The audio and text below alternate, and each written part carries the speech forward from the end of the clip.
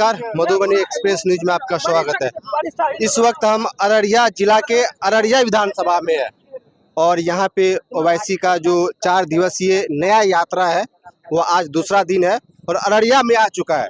और यहाँ के पब्लिक से जानते हैं, अररिया के पब्लिक, हम इन लोगों से ही पूछते हैं कि यहाँ पे जो क्रेज है ओवैसी के प्रति वो क्या है। सबसे पहले सर आप अपना नाम बताइए। जी मेरा नाम है यार रहमान। क्या लगता है आपको, आप इतना सज धज के तैयार हुए हैं ओवैसी के वेलकम करने के लिए? क्योंकि ओवैसी साहब जो है हमारे लिए हर मुद्दे के लिए आवाज़ उठाते हैं, गरीबों के लिए, वक्फ बिल के लिए, हर चीज़ के लिए। तो हम लोग भी जो है उसको पुरज़ोर से और काफ़ी जो है ज़ोर तादाद में हम लोग सपोर्ट करने के लिए आए हैं।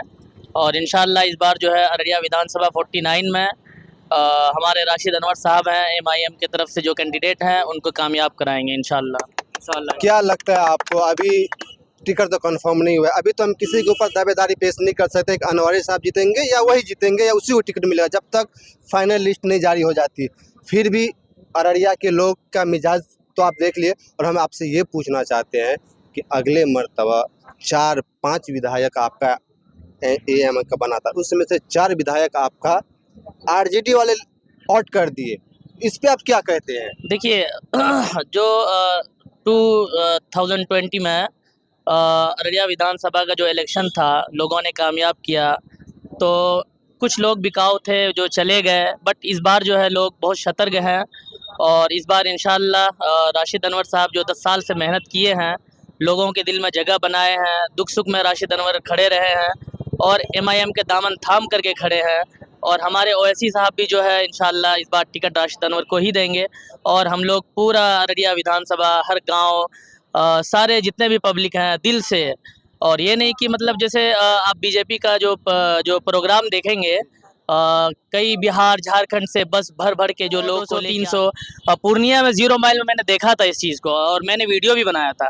लेकिन ये ओवैसी साहब का जो भीड़ है, ये लोग मोहब्बत में आए हैं, मोहब्बत में आए और बहुत ही ज़्यादा मोहब्बत करते हैं, इसलिए कि ओवैसी साहब जो है बहुत ही नेक इंसान है और पुरखुलूस के साथ जो है सबके लिए काम करते हैं। उनके अंदर कोई हिंदू मुस्लिम कोई जातिवाद का भेदभाव नहीं है। तो अभी आप हमको ये बताइए कि इस बार सीमांचल में जो टोटल सीट काउंट आपको मालूम 24 है जी 24 में से इस बार कितना ओवैसी का विधायक विधानसभा में बैठेंगे? इंशाल्लाह जितने भी सीट से लड़ेंगे और ज़्यादातर कामयाबी ओवैसी साहब को मिलेगी इंशाल्लाह, और हम लोग सब साथ हैं। ऐसा न हो कि हम लोग जो है कर्म करते हैं, फल की चिंता नहीं करते, और और इंशाल्लाह हम जीत गए, अगर आपकी विधायक जीत गए 10, 12, 5, 7, तो उसमें से यह ऐसा न हो कि फिर RJD वाले बोलेंगे भाई हम अभी गठबंधन नहीं करेंगे, लेकिन आप सब काम आप कर लो, लेकिन बाद में फल हम तोड़ के लेके चले जाएंगे। नहीं, ऐसा नहीं होगा, क्योंकि जब हमारे पास जब सीट आएंगे ना, तो उन लोगों को खुद झुक के आना पड़ेगा। और फिर हमारा जो है हक का जो लड़ाई है वो हम लोग लड़ेंगे इंशाल्लाह, उसमें हम लोगों को कामयाबी मिलेगी और हम लोग पुरजोर से लड़ेंगे। चल, आपका नाम भाई साहब? मोहम्मद शाकिर आलम।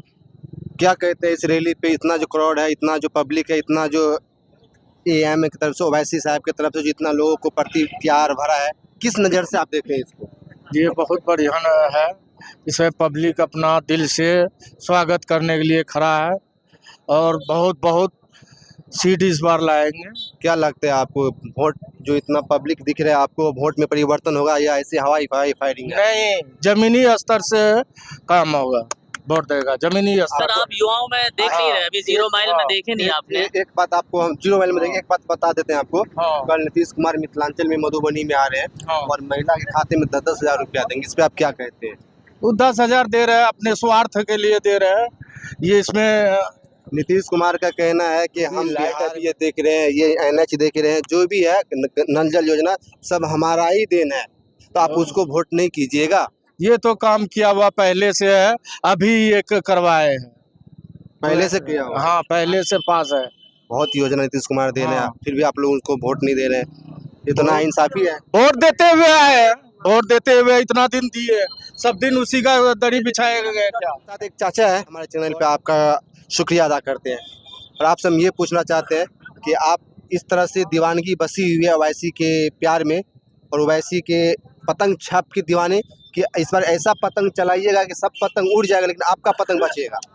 देखिए हम लोग जो है पतंग छोड़ करके कहीं जाने वाले हैं। नहीं जाने वाले। हम लोग जो है कि 1947 से बाप दादा सब खत्म हो गया, कांग्रेस का, बीजेपी यानी जदयू सबको वोट दिए, सब विकास किया, अच्छा किया, बहुत बढ़िया किया। लेकिन अब जो है दौर ऐसा आया है कि हर आदमी सोचता है कि अपने खूंटा को मजबूत करे, और तेजस्वी यादव जो है उसका पीछे हम लोग बहुत, हमारे नेताजी जो अवैसी साहब उसका पास गठबंधन गए, चिट्ठी लिखे, बहुत सारे बात किया, लेकिन वो गठबंधन नहीं लिया। उसमें इतना तो हम लोग को मालूम हुआ कि वो कहा कि मुसलमान को अगर गठबंधन लेते हैं तो ये उसका जाके हक बन जाएगा बोलने के लिए। तो ये हक बोल हम लोगों का कब चाचा एक बात आपको बता दे, ओवैसी साहब आज के रैली में वहाँ पे जोगी हाट में, वहाँ पे हम लोग कवर करे, वहाँ पे लाइव दिए थे कि हमने लालू प्रसाद को चिट्ठी लिखा। तेजस्वी यादव बोल रहे हैं कि हमको काहे नहीं लिखा, तो उसको भी लिख दिया। ढोल तरसे के साथ में उसके घर पे गए, लेकिन वो बोला हमको धमकी दे रहे हैं। धमकी के बाद नहीं है, जो बोला पहला बात कि मुसलमान को अगर लाएंगे गठबंधन में। आप कितने परसेंटेज है? हम 18% है। कौन 18% में? तो कुछ बीजेपी, कुछ आरजेडी, कुछ नहीं, हम 18% क्लियर है। कितना सीट लेकर आप कितना सीट लेके आप इस बार दबा ठोकेंगे मुख्यमंत्री का, ये बताइए। इस बार 40 सीट पर दवा ठोकेंगे, पक्का पक्का होगा। होगा, और लेंगे, देगा। हम लोग ये कहे, बिल्कुल हम लोग ये कहे। देखिए हम लोग 40 सीट लेंगे। देखिए 40 सीट आप लीजिएगा, ये लाइव चल रहा है। यही बात जब इलेक्शन हो जाए तो फिर आपसे माँ के प्रश्न मिलेंगे। चाचा आप क्या बिल्कुल बिल्कुल बिल्कुल मिलेगा, कोई दिक्कत नहीं है। 40 सीट लेंगे और MIM को बनाएंगे, और MIM कहाँ से लीजिएगा? हम 40 सीट जहाँ से बिहार से लेंगे।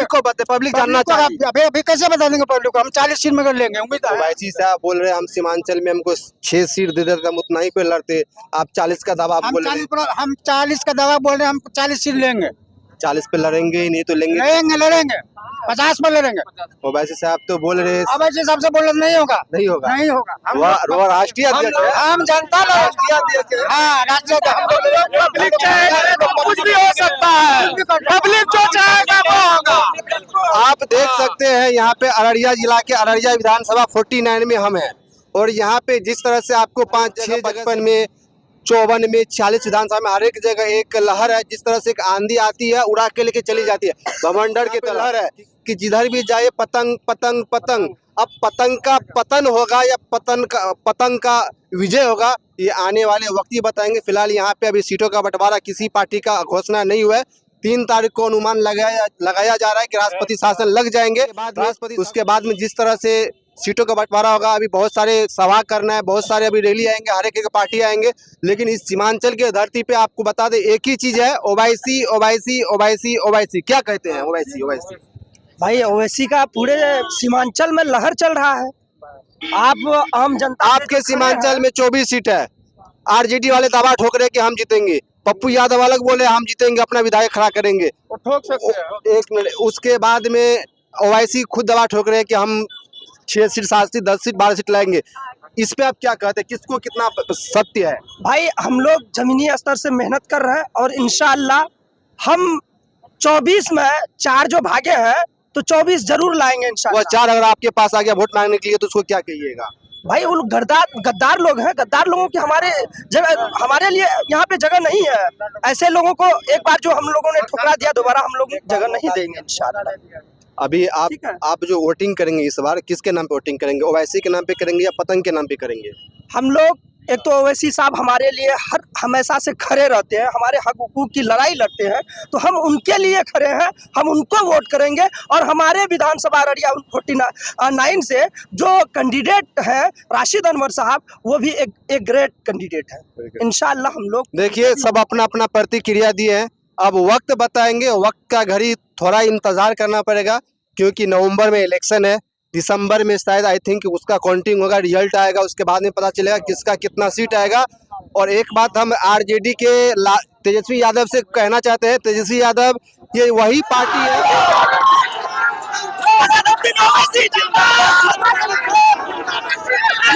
जिंदाबाद,